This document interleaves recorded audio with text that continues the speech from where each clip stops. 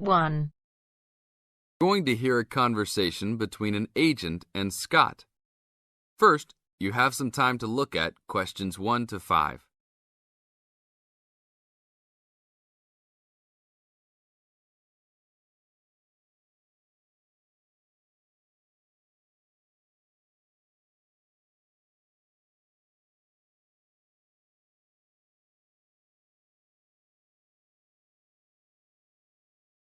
Now listen to the tape and answer the questions. Howdy, what can I do for you? I'm here to ship some things back to China. OK, we can do that. Shipping things back, eh? Have you lived there before? Yeah, I lived there for 3 years and came back 2 years ago. Now I'm going back to start my own business. Really?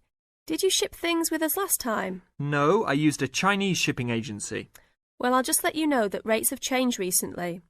So I don't know if they'll be comparable to what you paid before. It doesn't matter to me. My company's paying for it. Aha, then it's nothing off your skin, right? OK, I'll need your name and where you need to go to pick up the items to be shipped. My name is Scott Linder, Linder, and I live in upstate New York, Saratoga Springs.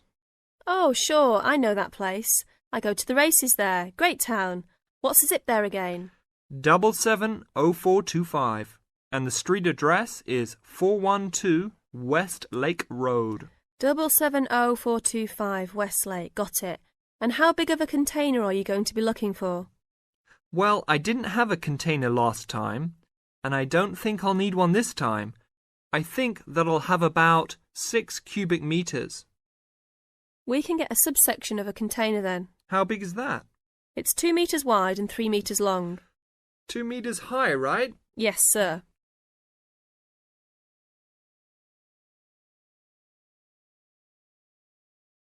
Now look at questions 6 to 10.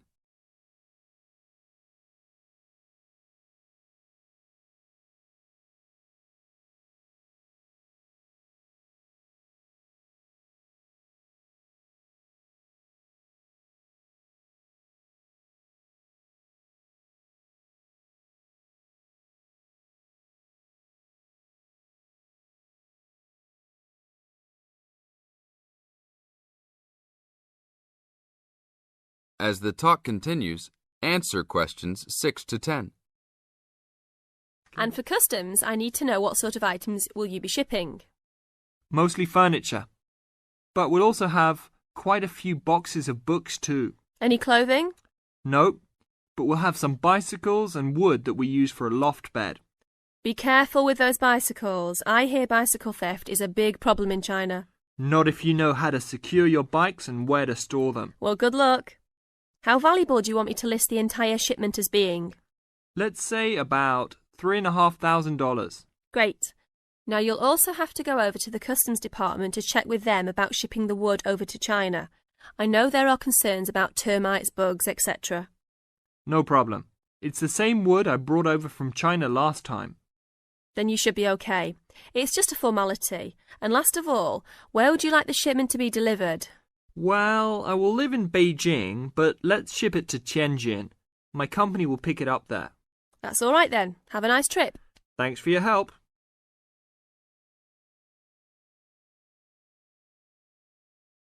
That is the end of part 1. You now have half a minute to check your answers.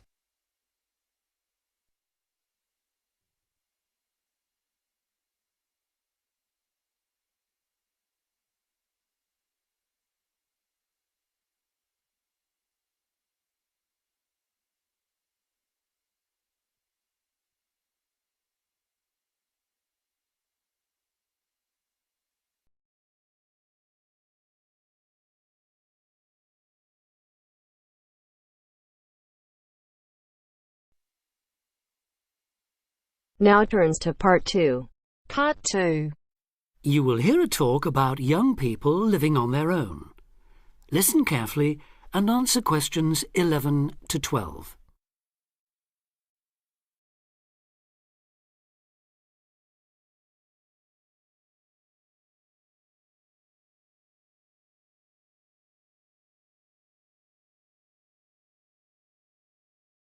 Listen carefully and answer questions 11 to 12.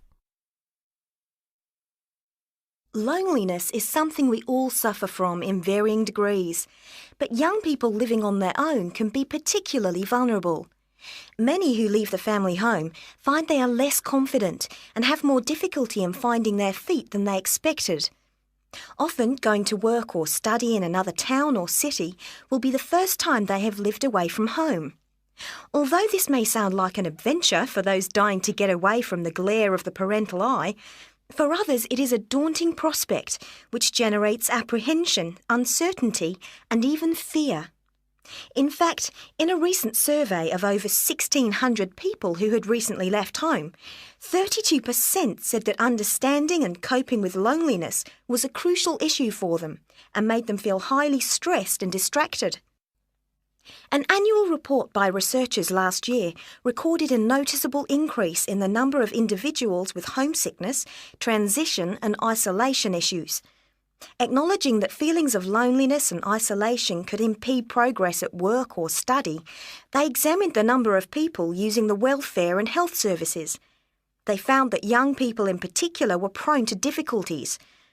Last year, 61% of all people using counselling services were aged under 30, and of this group, 57% were men.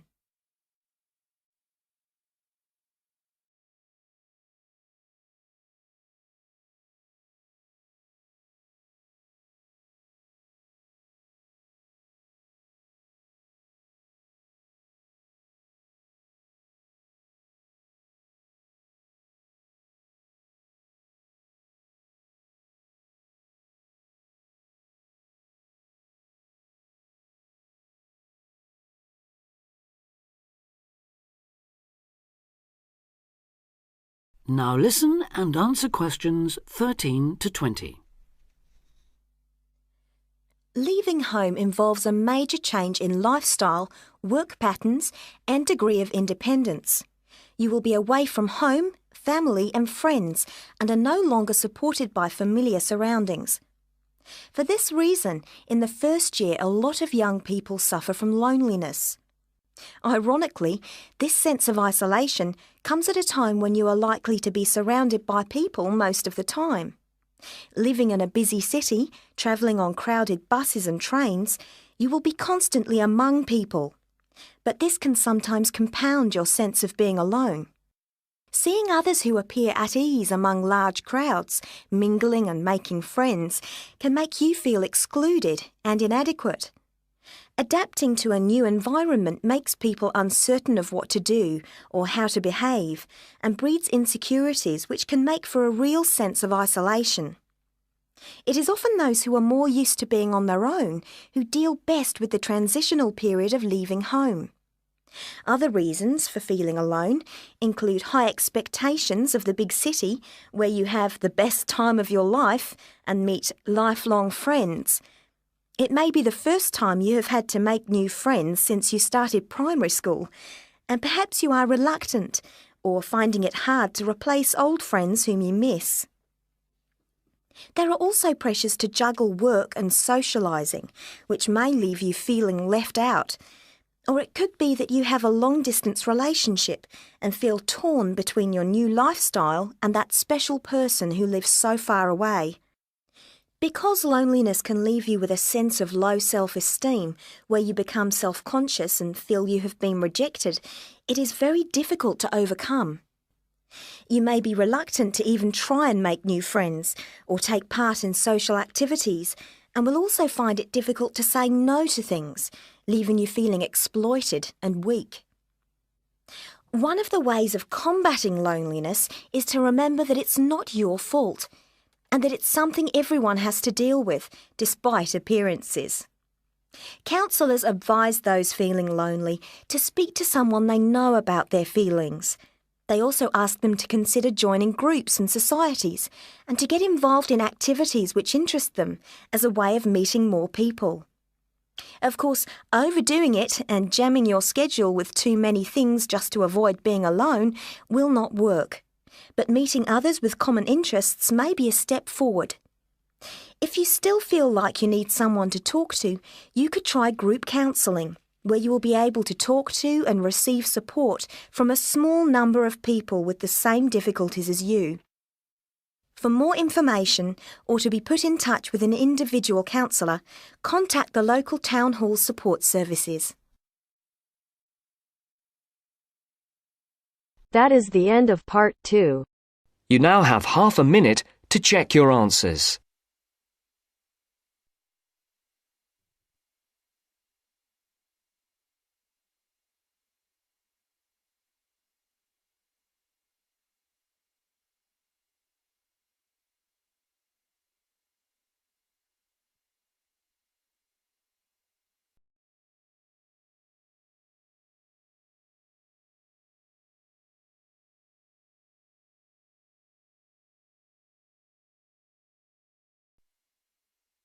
Now turns to part 3.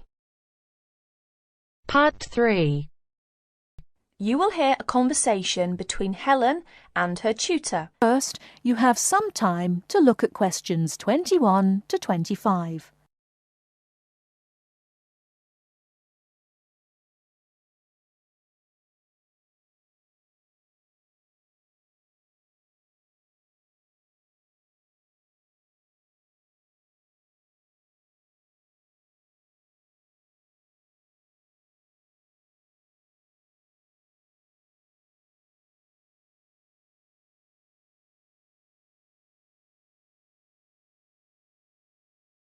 Now, listen carefully and answer questions 21 to 25.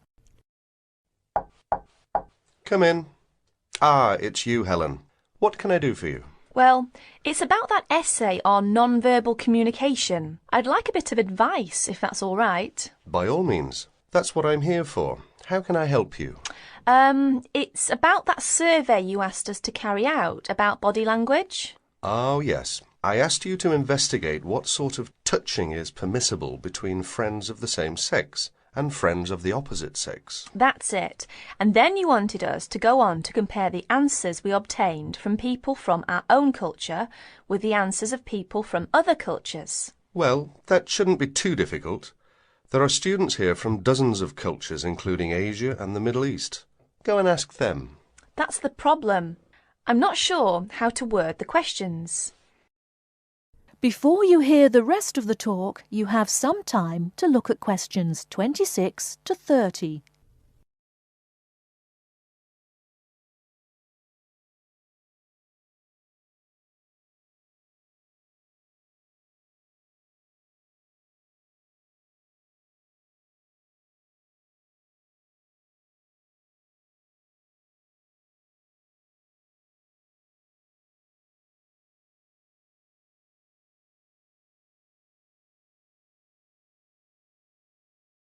Now listen and answer questions 26 to 30.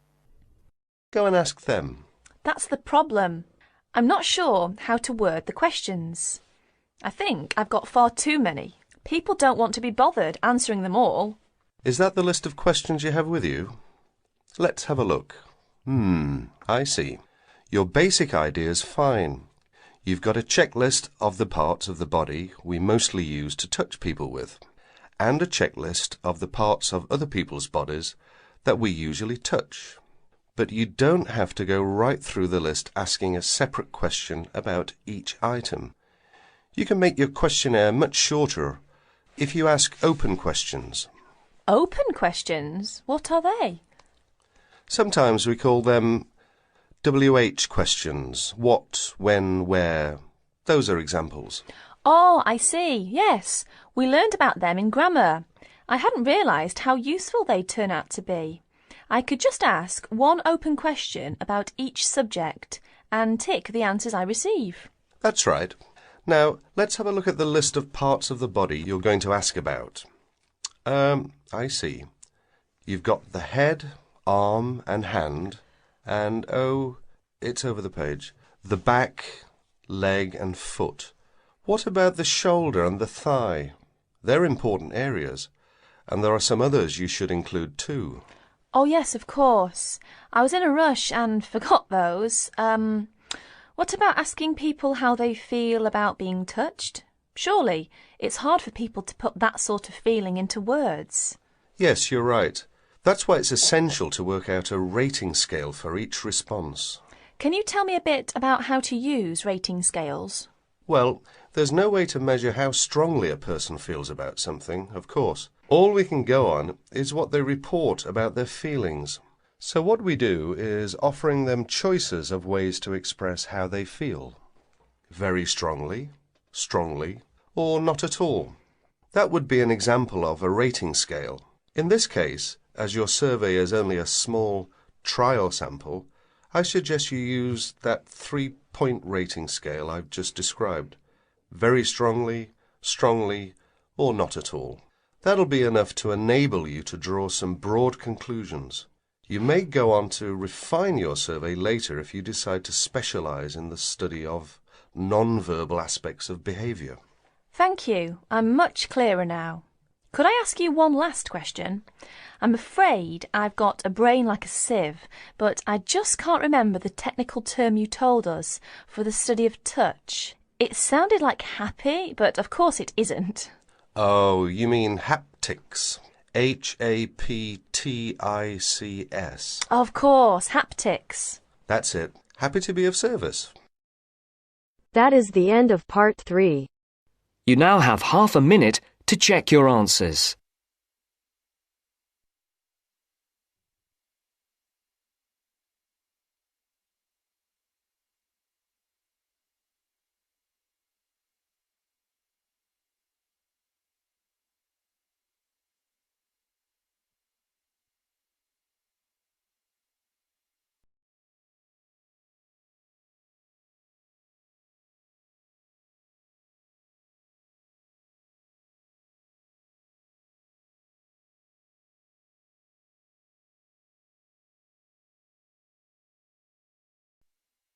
Now turns to part 4. Part 4 section, you will hear an introductory lecture to a course on Southeast Asia. First, you have some time to look at questions 31 to 40.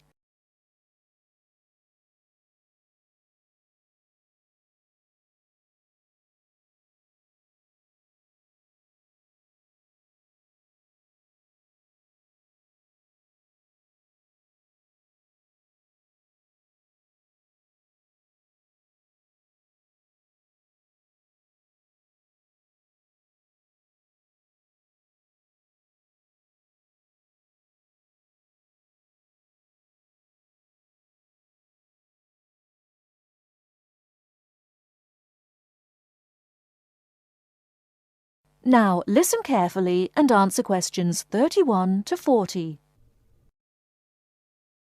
My name is Paul Stange. I'm coordinator of this course. It's called Southeast Asian Traditions. I'm also the author of the study guide and the course reader, and you should have those in front of you. As well as these, you'll need 2 textbooks for the course. There's the one by Osborne and there's another by Legg. I'll talk a bit more about the reading materials in a moment.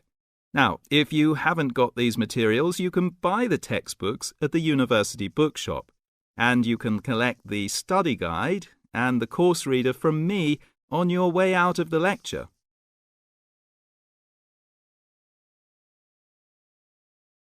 The purpose of this lecture is simply orientation. What I'm going to do is introduce myself, talk you through the course, and give you some additional advice, apart from what's contained in the study guide, on dealing with the various assignments for the course.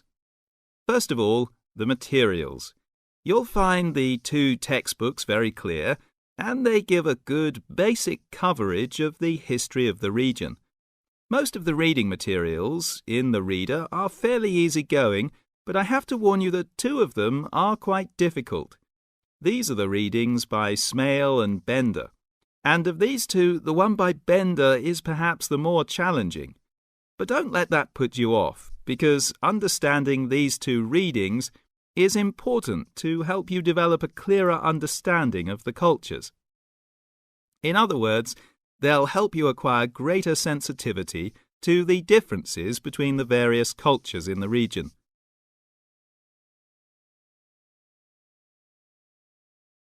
Now, the course itself. The course has multiple aims.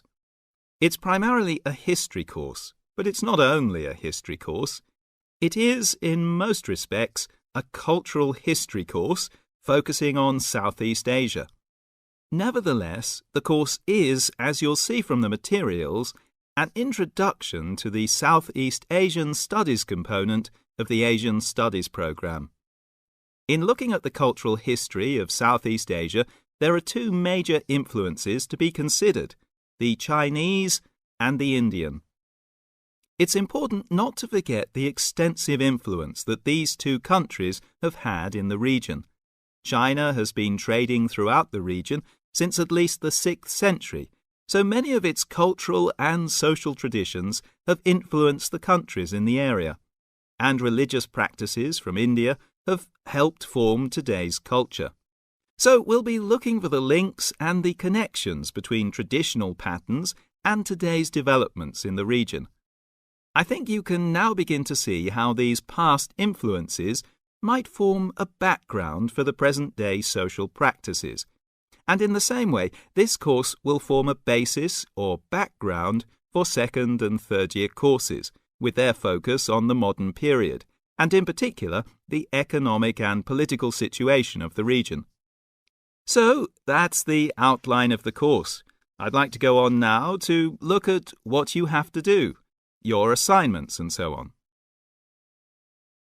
That is the end of part 4. You now have half a minute to check your answers.